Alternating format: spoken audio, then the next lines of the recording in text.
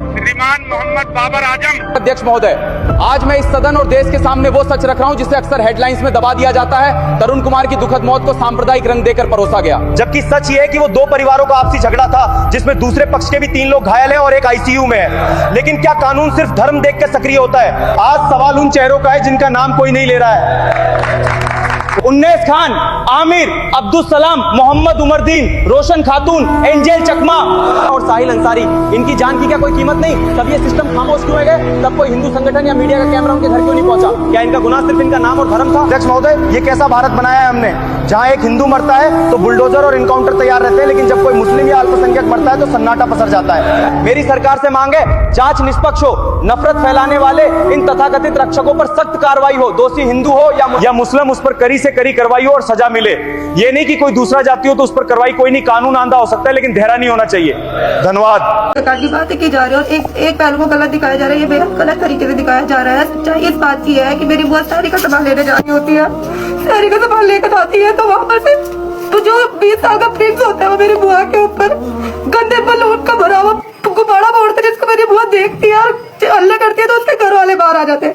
उसके घर वाले मेरी बुआ से बदतमीजी करते हैं, उसके घर के बर्तन में दारू पी रखी होती है, मुझे दारू पी के मेरी बुआ से बदतमीजी करते हैं। जब मेरी बुआ भी चिल्लाती तो मेरा भाई मेरे चाचा का लड़का पास पे ही रहता है और वो जब बाहर निकलता है देखते बुआ के साथ बदतमीजी कर रहे हैं तो वो भी बाहर आता है, वो भी बोलने लगता है तो वो लड़का देखते ही डंडा मारी शुरू कर देते मेरे भाई के ऊपर। जब मेरे घर के बड़े वहाँ पे पहुंचते हैं, जब थोड़ी बातें करनी होती है, पीछे से वो तरुण आता है, कुछ बंदों को लेकर आता है, उसके हाथ में लोड होती है, वो किताब बैट और भी बहुत सारे डंडे थे जिससे वो मारने लग जाते हैं घर वालों को।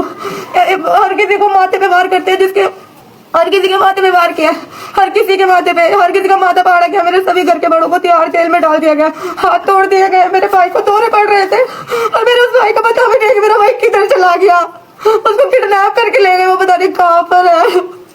हमारी मदद करो। एक ही तरफ को देखा जा रहा है, दूसरी तरफ तो कोई दिखाया ही नहीं जा रहा है। मुसलमानों को टारगेट किया जा रहा है और ऐसा नहीं है कि हम आज ही से वहाँ पे रह रहे हैं, हम कई सालों से वहाँ पर रह रहे हैं, कई सालों से रह रहे हैं, हमारे बीच में प्यार मोहब्बत है। मेरे घर के बड़े खुद होली खेला करते हैं, मेरे बच्चे, हमारे वो बच्चे जिसको मारा गया वो खुद वहाँ पे होली खेलता है।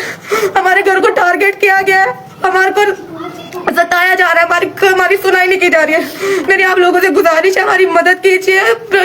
प्रधानमंत्री मोदी से हमारी गुजारिश है, हमारी मदद कीजिए। योगी जी से हमारी गुजारिश है, आदरणीय रेखा गुप्ता से हमारी गुजारिश है कि वो हमारी मदद करें, प्लीज हमारी मदद कीजिए।